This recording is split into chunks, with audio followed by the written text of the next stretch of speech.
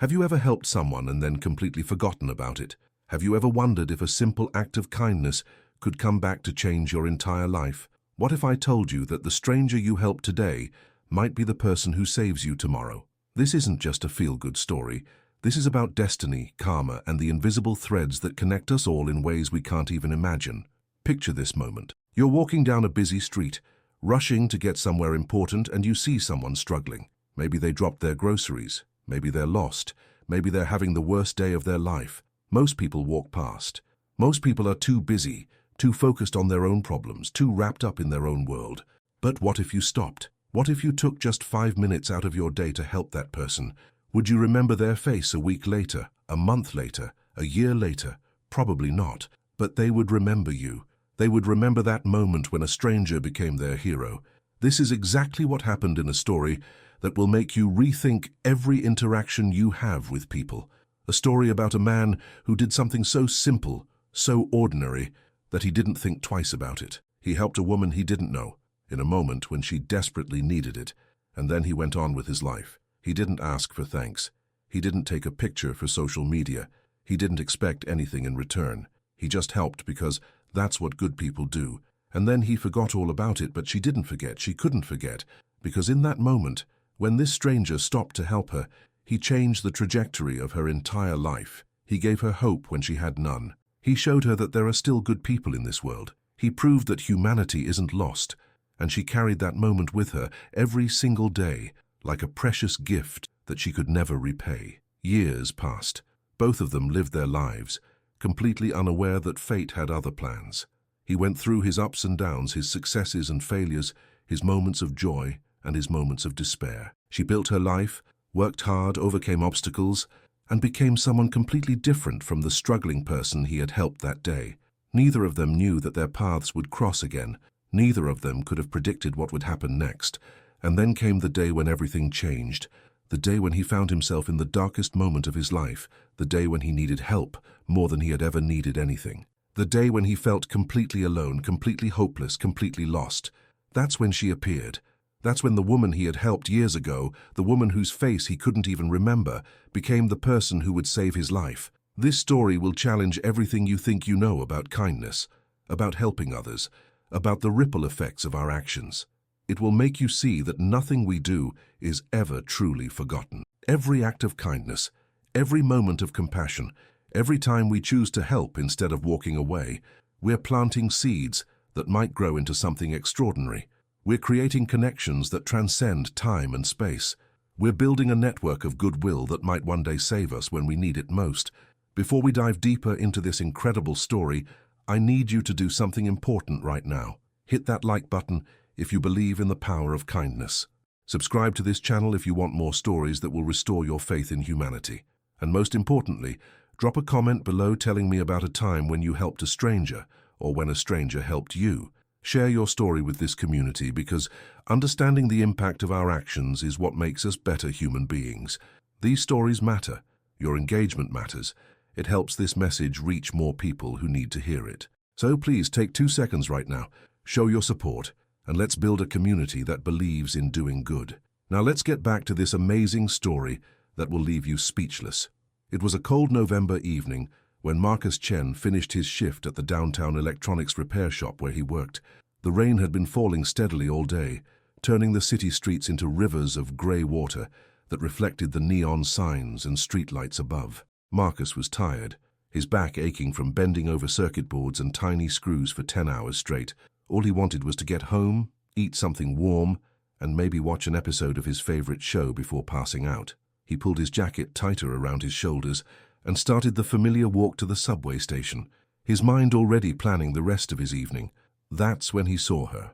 A woman in her mid-20s sitting on the wet pavement outside a closed convenience store, her belongings scattered around her in the rain. She was crying, not the quiet tears of someone who wants to hide their pain, but the desperate sobs of someone who has reached their breaking point. Her suitcase had broken open, clothes and papers soaking in the puddles, and she was trying frantically to gather everything while the rain kept coming down harder and harder. People walked past her, some glancing with curiosity, others deliberately looking away, everyone in their own bubble of urgency and self-preservation. Marcus stopped. Something inside him, Some instinct he couldn't name told him he couldn't just walk away. He approached carefully, not wanting to startle her. "Hey, are you okay? Do you need help?" His voice was gentle, concerned. The woman looked up at him, her mascara running down her face in black streaks, her eyes red and swollen. For a moment she didn't say anything, just stared at this stranger who had bothered to stop when dozens of others hadn't. Then she nodded, unable to speak through her tears. Marcus didn't hesitate. He took off his jacket and used it to cover some of her wet belongings. He helped her gather everything, sorting the salvageable items from those completely ruined by the rain. He learned her name was Sarah Mitchell and that she had just been evicted from her apartment after losing her job. She had nowhere to go, no family in the city, and her credit cards were maxed out. She had been trying to get to a shelter, but her suitcase had broken and everything had fallen apart, literally and figuratively. She was at the absolute lowest point of her life, sitting in the rain with all her possessions scattered around her, feeling like the universe had given up on her completely. Marcus listened to her story without judgment, without pity, just with genuine human compassion. He helped her pack everything into garbage bags he bought from a nearby store. He called several shelters until he found one with an available bed. He paid for a taxi to take her there because she didn't have money for bus fare. Before she left, he reached into his wallet and gave her $60, which was most of what he had until his next paycheck. "This should help you get some food and basic supplies," he said. "Things will get better. I promise they will." Sarah wanted to protest, wanted to refuse the money, but she was too exhausted, too grateful, too overwhelmed. She took the money with shaking hands and asked for his name and phone number so she could pay him back. Marcus waved it off. "Don't worry about it, just pay it forward when you can. Help someone else when you're back on your feet." And then he walked away, back into the rain, arriving home an hour later than planned, cold and wet, but somehow feeling lighter than before. He never expected to see her again. Within a week he had almost forgotten about the encounter, absorbed back into the daily grind of work and bills and responsibilities. Sarah Mitchell became just another face in the crowd, another moment in time, another story he might tell if the conversation ever turned that direction. But for Sarah, that night became the turning point of everything. That moment when a stranger stopped to help her, when someone saw her humanity instead of just her circumstances, gave her the strength to keep fighting. She used the money Marcus gave her to buy professional clothes at a thrift store. She spent her days at the library, applying for jobs, rebuilding her resume, refusing to give up. And slowly, painfully, she started to climb out of the hole her life had fallen into. What Marcus didn't know, what he couldn't have known, was the profound impact those $60 and that simple act of compassion would have on Sarah's trajectory. Money is important, sure, but what she received that night was something far more valuable than cash. She received proof that she mattered. In a world that had systematically beaten her down, where she had been fired from her job for a mistake that wasn't entirely her fault, where her landlord had thrown her belongings on the street, where people had literally stepped over her as she cried in the rain, one person had stopped. One person had seen her not as a problem to avoid, but as a human being in crisis who deserved help. That changed everything. Sarah spent that first night in the shelter staring at the ceiling, Marcus's words echoing in her mind. "Things will get better. Just pay it forward when you can." She had heard empty platitudes before from people who didn't mean them, but something about the way Marcus said it felt different. He wasn't trying to make himself feel better or absolve himself of guilt. He genuinely believed she could recover from this. He had faith in her when she had none in herself. And that faith became a spark that slowly grew into a flame. The next morning, Sarah woke up with a determination she hadn't felt in months. She used the library computers to research not just job openings, but career strategies. She reached out to old colleagues who hadn't completely abandoned her. She practiced interview answers in front of the bathroom mirror. She borrowed books on resilience and personal development. Every time she felt like giving up, every time the rejection emails piled up and the weight of her situation threatened to crush her, she thought about that rainy night and the stranger who had proven that kindness still existed. If he could believe in her, maybe she could believe in herself. Within 3 weeks, Sarah landed a temporary administrative position at a small marketing firm. It wasn't glamorous, it didn't pay much, but it was a start. She worked harder than anyone else in the office, staying late, volunteering for projects nobody else wanted, learning everything she could about the industry. Her bosses noticed. 6 months later, the temporary position became permanent. A year after that, she was promoted to marketing coordinator. 2 years after that rainy November night, she was the marketing director with a team reporting to her. She had not only rebuilt her life, but had surpassed where she had been before everything fell apart. But Sarah never forgot where she came from. She never forgot that night, sitting in the rain, feeling like the world had ended. And she never forgot the man who had helped her for no reason other than it was the right thing to do. She tried to find him, searched for Marcus Chen on social media, called the electronics repair shops in the area, but she never managed to track him down. So instead, she lived by his advice. She paid it forward. She volunteered at homeless shelters. She mentored young professionals struggling to break into the industry. She donated to causes that helped people in crisis. Every act of kindness she performed was, in some way, an attempt to honor what Marcus had done for her. Meanwhile, Marcus continued his life completely unaware of the transformation he had helped spark. He kept working at the repair shop, kept fixing phones and laptops, kept being the kind of person who stops to help when others walk by. It was just part of his character, woven into who he was. He helped elderly people carry their groceries. He gave directions to confused tourists. He donated to street musicians. He bought meals for homeless people. These weren't calculated actions designed to earn karma points or make him feel superior. They were just reflexive responses to seeing need and having the ability to address it. Marcus didn't think of himself as particularly special or heroic. He was just trying to be a decent human being in a world that sometimes made that difficult. The universe has a strange way of keeping score, though. The energy we put out into the world doesn't just dissipate into nothing. It accumulates, it connects, it creates patterns and possibilities we can't predict or control. Marcus had created ripples with his kindness, waves that spread far beyond what he could see. And those waves were about to come back to him in the most unexpected way possible. Because sometimes life doesn't just reward good people. Sometimes it orchestrates moments so perfectly aligned that they seem like divine intervention. 5 years passed, like pages turning in a book nobody was reading carefully enough. Marcus remained at the electronics repair shop, though his role had evolved. He had become the senior technician, training new employees and handling the most complex repairs that others couldn't solve. The pay was decent enough to keep him stable, but never quite enough to feel financially secure. He lived in a small one-bedroom apartment that he kept meticulously clean, had a handful of close friends he saw occasionally, and maintained a quiet, unassuming existence that suited his personality perfectly. He dated occasionally, but nothing serious ever developed. He thought sometimes about going back to school, maybe getting certified in network security or software development, but the time and money required always seemed just out of reach. Life was comfortable but stagnant, pleasant but not particularly exciting.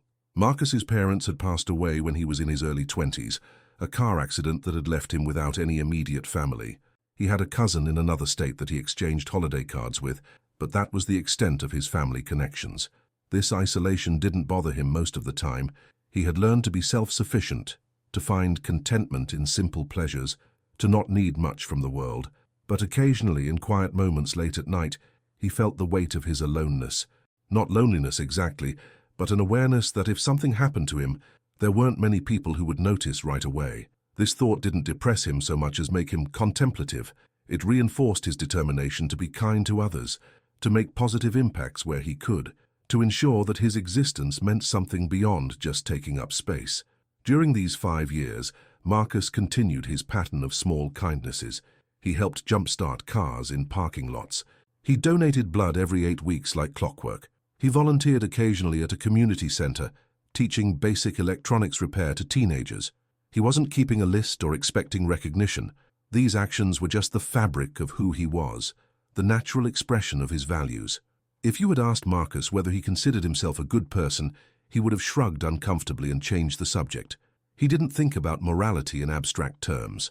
He just did what felt right in the moment and moved on. Meanwhile, in a completely different part of the city, Sarah Mitchell's life had transformed so dramatically that she sometimes had trouble believing it was real. After her promotion to marketing director, she had been recruited by a larger firm with a significantly higher salary. She now lived in a beautiful apartment with a view of the river, drove a reliable car, and had rebuilt not just her professional life, but her entire sense of self-worth. The scared, broken woman sitting in the rain 5 years ago felt like a different person, someone from another lifetime. Sarah had worked incredibly hard to get where she was, logging long hours, taking on challenging projects, constantly pushing herself to prove she deserved her success.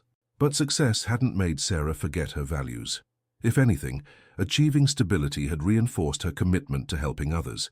She had formalized her charitable efforts, setting up a foundation that provided emergency grants to people facing sudden financial crises. She spoke at women's professional groups about overcoming adversity. She maintained her volunteer work at shelters, though now she could also write substantial checks to support their operations. And every time she helped someone, every time she saw the gratitude and relief in their eyes, she thought about Marcus Chen and the night that changed everything. She still searched for him periodically, typing his name into search engines, checking professional networking sites, hoping somehow she might find him so she could properly thank him and pay back that $60 that had meant everything. Neither Marcus nor Sarah had any idea that their paths were about to cross again. Neither of them could have predicted the circumstances that would bring them back together. The universe was quietly arranging pieces on a board they couldn't see, setting up a scenario so perfectly orchestrated it would seem like fiction. Sometimes the most important moments of our lives happen without any warning, without any preparation. We're just living our ordinary days, following our usual routines, and then suddenly everything changes. That's exactly what was about to happen. The ripples Marcus had created 5 years ago were about to become a wave that would crash back over his life in the most dramatic way possible. What do you think happens next? Drop your predictions in the comments. It started with a headache. Marcus woke up one Tuesday morning with a dull throbbing behind his eyes that he attributed to working late the night before. He took some aspirin, went to work, and tried to ignore it. But the headache didn't go away. Over the next few days it got worse, accompanied by dizzy spells and moments where his vision would blur unexpectedly. Marcus wasn't the type to complain or make a fuss about health issues. He figured he was probably just stressed or needed better sleep, or maybe his eyes needed a new prescription. He kept working, kept pushing through, kept telling himself it would pass. 2 weeks later, Marcus collapsed at work. One moment he was explaining a repair procedure to a new employee, and the next moment he was on the floor, his co-worker's panicked face swimming above him. The ambulance arrived quickly. The emergency room doctors ran tests, and then came the words that nobody ever wants to hear. Brain tumor, aggressive growth, surgery required immediately. The medical team explained the situation with professional compassion, but Marcus barely heard the details.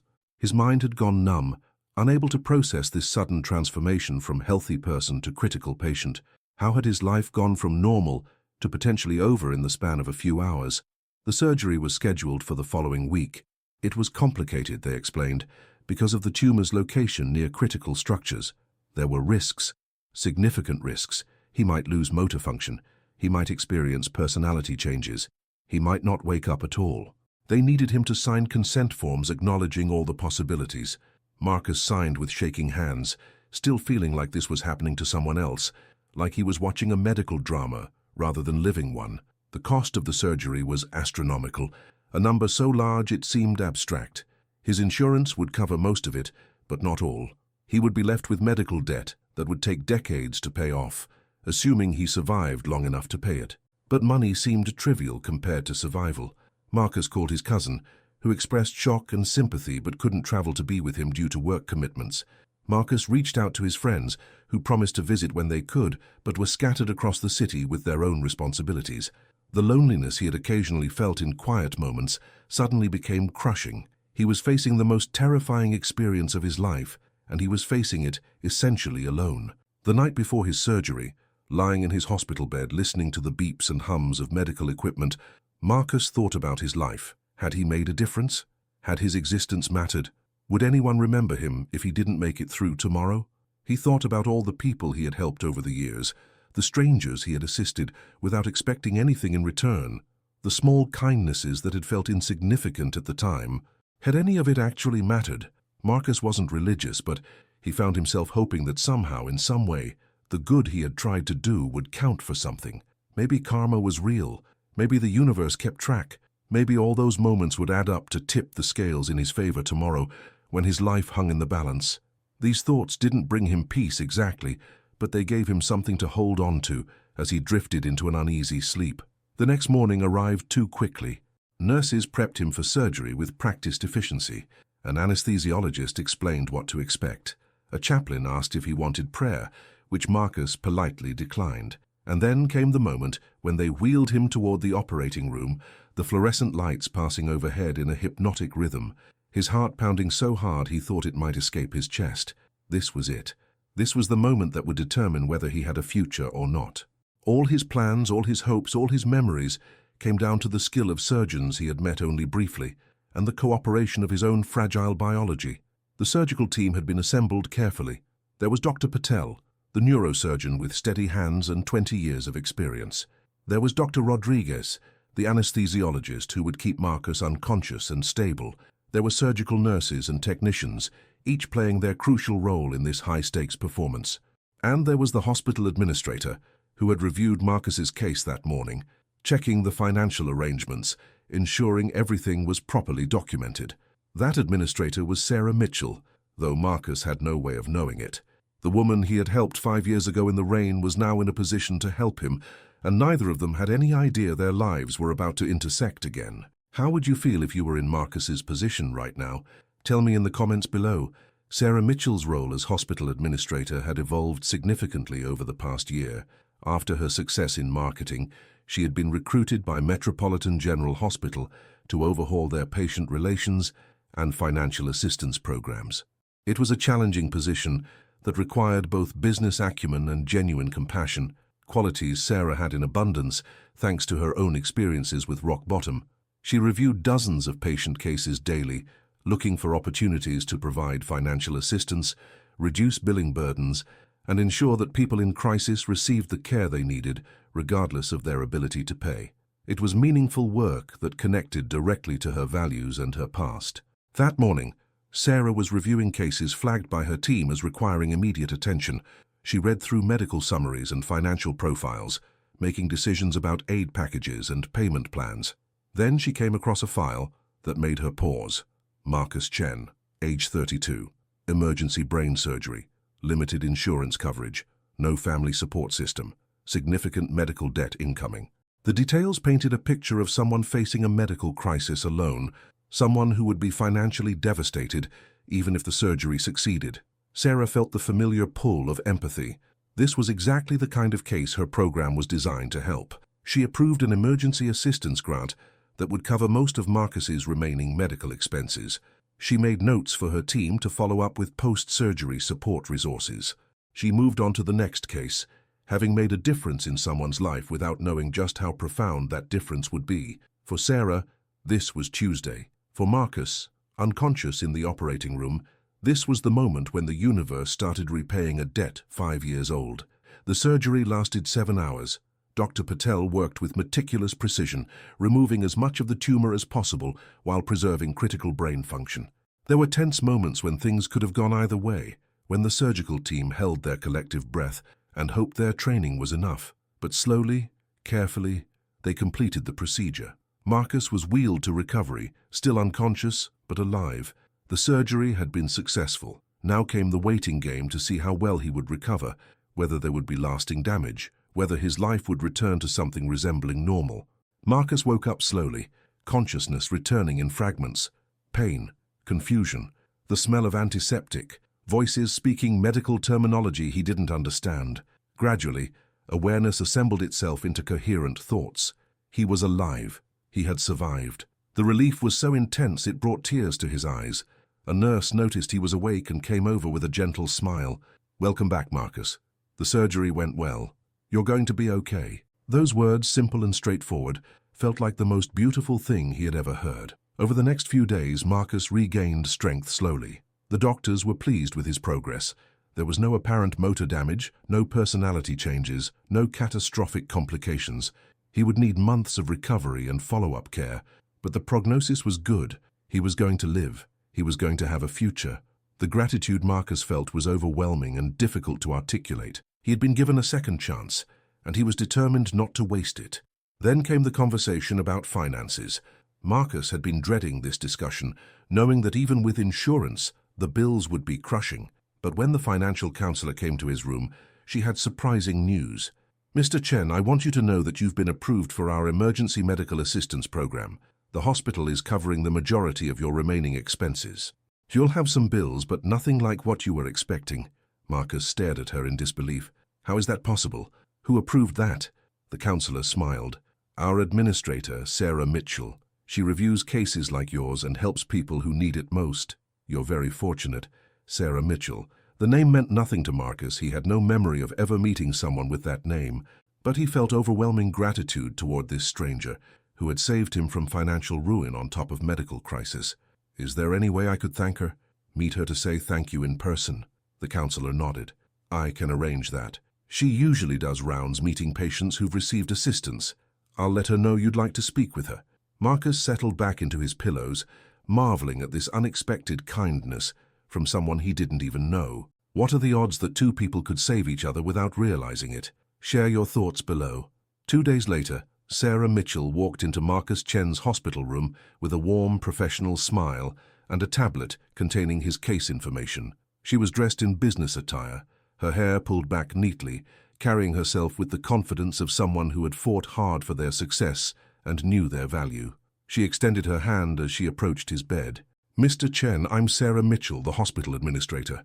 I'm so glad to hear your surgery was successful and you're recovering well. Marcus shook her hand, studying her face while trying to place why she seemed vaguely familiar. Thank you so much for the financial assistance. I honestly don't know what I would have done without it. You probably saved my life in more ways than one. Sarah smiled, accustomed to grateful patience. That's what we're here for. Everyone deserves access to quality healthcare, especially in emergencies. I'm just glad we could help. She started to explain the program details, the follow-up support available, the resources he could access during recovery. But Marcus couldn't shake the feeling that he knew her from somewhere. Something about her eyes, her voice, the way she carried herself. I'm sorry, but have we met before? You seem really familiar to me. Sarah paused, looking at him more carefully. There was something familiar about him too, something she couldn't quite place. I don't think so, but I meet a lot of people through this work. Maybe you've seen me around the hospital? Marcus shook his head slowly. No, it's more than that. I feel like we've met before, somewhere else. He studied her face, searching his memory. And then, like a camera lens focusing, a memory surfaced. A rainy November night. A woman crying on the sidewalk. Scattered belongings. A broken suitcase. Wait, this is going to sound crazy, but were you ever homeless? Did someone help you one night in the rain like 5 or 6 years ago? Sarah's face went pale. Her hand flew to her mouth. The tablet nearly slipped from her grasp. Oh my God, the rain, the convenience store, the suitcase. She stared at Marcus with wide eyes, decades of emotion flooding through her in seconds. That was you? You were the man who helped me? Her voice cracked with emotion. I've been looking for you for years. I tried everything to find you so I could thank you and pay you back. Now Marcus remembered too. The details clicked into place. The crying woman, the taxi to the shelter, the $60. Sarah, I remember now. You were having the worst night. He was sitting up straighter now, equally amazed by this impossible coincidence. But look at you now. You rebuilt everything. I'm so glad things worked out for you. Tears were streaming down Sarah's face. Professional composure had completely abandoned her. Worked out? Marcus, you saved my life that night. I was ready to give up on everything. You were the only person who stopped, the only person who saw me as human. That night changed my entire trajectory. She moved closer to his bed, her voice thick with emotion. I became a hospital administrator specifically because of that experience. I wanted to help people the way you helped me. This program we created, it's all based on the principle you taught me. That kindness matters. That helping people for no reason other than it's right is what makes us human. Marcus was speechless. He had never imagined that his small act of kindness had created ripples this large. I just did what anyone should do. It wasn't anything special. Sarah shook her head emphatically. That's exactly what makes it special. You didn't think it was a big deal, but it was everything to me. And now 5 years later, I get to be the one who helps you in your darkest moment. This isn't coincidence, Marcus. This is the universe evening the score. They talked for over an hour, sharing their stories, filling in the gaps of the years they'd spent apart. Sarah explained how she'd built her career specifically to be in a position to help people like he had helped her. Marcus talked about his quiet life of small kindnesses, never expecting anything in return. They marveled at the impossibility of their reunion, the perfect timing, the way their lives had circled back to each other. By the time Sarah left his room, both of them had tears in their eyes and a profound sense that they had witnessed something extraordinary. Have you ever experienced a coincidence that felt like destiny? I want to hear about it in the comments. The story of Marcus and Sarah isn't just a heartwarming tale about coincidence and karma. It's a blueprint for how we should all live our lives. Think about the principles at work here. Marcus helped someone without expecting recognition or reward. He didn't take a picture for social media. He didn't ask for her contact information so he could check up on her later and feel good about himself. He just helped because someone needed help, and he had the ability to provide it. That purity of intention is rare in our current culture, where every act of kindness is documented and broadcast for likes and validation. What Marcus understood intuitively is something many of us forget in our daily rush through life. Every person we encounter is fighting a battle we know nothing about. That stranger on the street might be one moment away from giving up entirely. That person who seems difficult or unpleasant might be drowning in circumstances beyond their control. We have no idea what people are dealing with, what traumas they're carrying, what impossible situations they're trying to navigate. When we choose kindness, when we stop to help, when we extend compassion instead of judgment, we might be providing the one thread of hope that keeps someone from unraveling completely. Sarah's transformation demonstrates the long-term impact of kindness. One $60 gift and a few words of encouragement didn't just help her get through one night. They fundamentally altered her belief system about human nature and her own potential. That single act of compassion became the foundation on which she rebuilt her entire life. She carried it with her through job interviews, through difficult days, through moments of doubt. It became proof that she was worth helping, worth caring about, worth investing in. And then she multiplied that kindness exponentially through her work, helping hundreds of other people who found themselves in crisis. This is what people miss when they say that kindness is nice, but doesn't really change anything. Kindness is the most powerful force for transformation that exists. It costs us relatively little in most cases, just a few minutes of time or a small amount of money. But for the recipient, it can mean absolutely everything.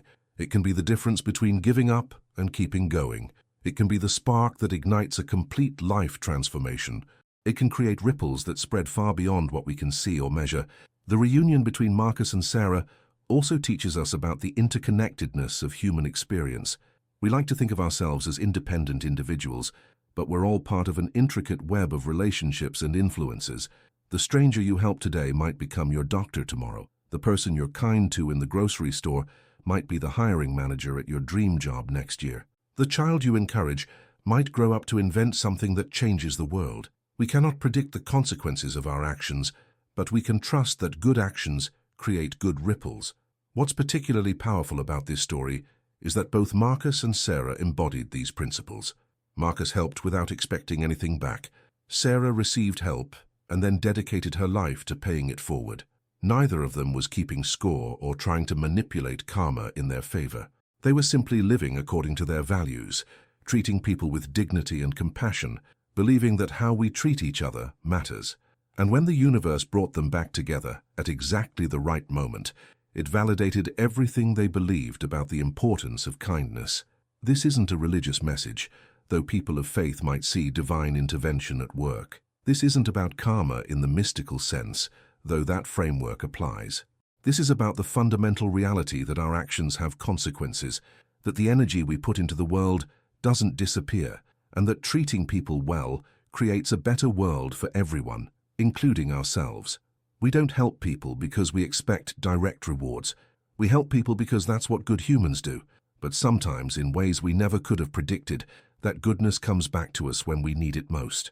What lesson from this story resonates most with you? Let me know in the comments section. So what do we do with this story? How do we take these principles and actually apply them to our daily lives? Because stories are beautiful and inspiring, but they're meaningless if they don't change how we act in the world. The challenge I want to leave you with today is simple, but not easy. For the next 30 days, commit to helping one stranger every single day, not in huge, dramatic ways, not by donating thousands of dollars or dedicating your entire life to charity, just small practical acts of kindness that cost you almost nothing but might mean everything to someone else. Hold the door for the person behind you and actually make eye contact and smile. Let someone merge in traffic without honking or making angry gestures. Pay for the coffee of the person in line behind you. Help someone carry their groceries to their car. Give a genuine compliment to someone who looks like they're having a rough day. Leave a generous tip for your server, even when the service isn't perfect. Donate your skills to help someone for free. Spend 5 minutes listening to someone who just needs to be heard. These tiny acts accumulate.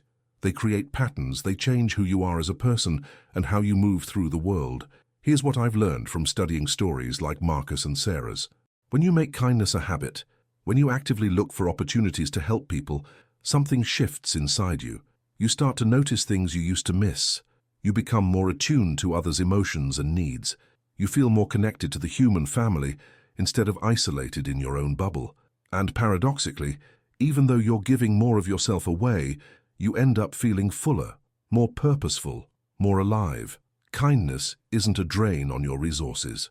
It's an investment in becoming the person you want to be. But there's also a practical element here that we need to acknowledge. Marcus's story reminds us that any of us could face a crisis at any moment. Health emergencies, financial disasters, accidents, losses. These things don't just happen to other people. They happen to regular folks living ordinary lives who never saw it coming. When that moment arrives, when you're the one sitting in the rain with your belongings scattered around you, or lying in a hospital bed facing terrifying uncertainty, you'll want someone to stop and help. You'll desperately need the kindness of strangers. The best way to ensure that kindness exists in the world is to be the one creating it right now, today, in every small interaction you have. I also want to address something important. Some of you watching this might be thinking that you're the person who needs help right now. Maybe you're facing your own crisis, your own dark moment, your own impossible situation. Maybe you're wondering where your Marcus is, where the person who's supposed to stop and help you has gone. First, I want you to know that your struggle is real and valid. You're not weak for needing help. You're not a failure for being in a difficult situation. Life is hard and unfair, and sometimes terrible things happen to good people for no reason at all. But here's what I need you to hear. Your Sarah moment is coming. The help you need, the breakthrough you're waiting for, the person who will see your humanity and reach out, they exist. Don't give up before that moment arrives. Keep fighting. Keep showing up.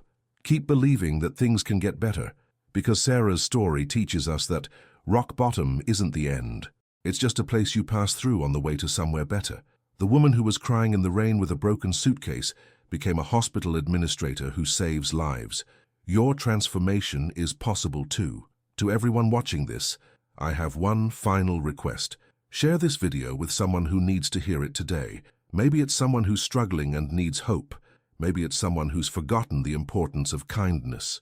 Maybe it's just someone who needs a reminder that good things still happen in this world. Hit that share button, send it in a text, post it on your social media. Let this story reach beyond just us right now. Let it create more ripples. And tell me your story. I know so many of you have experienced your own versions of this. Moments when a stranger helped you. Times when you helped someone and never knew what happened next. Coincidences that felt like destiny. Drop those stories in the comments because this community needs to hear them. We need to remind each other constantly that kindness matters, that people are fundamentally good, that we're all connected in ways we can't always see. Your story might be exactly what someone else needs to read today. Marcus and Sarah's story isn't just about them. It's about all of us. It's about the world we're creating together through our daily choices. Every time you choose kindness over indifference, compassion over judgment, help over walking away, you're voting for the kind of world you want to live in. You're casting your ballot for humanity, and when enough of us do that consistently, we create the world where Marcuses stop to help, and Sarahs build systems to help others, and the universe rewards goodness with more goodness. Thank you for watching. Thank you for being the kind of person who watches videos about kindness instead of just scrolling past. Thank you for caring about being better. Now go out there and be someone's Marcus today. Be the person who stops. Be the person who helps. Be the person who restores someone's faith in humanity, because you never know when you might need someone to do the same for you. I'll see you in the next video. Until then, choose kindness. Always choose kindness.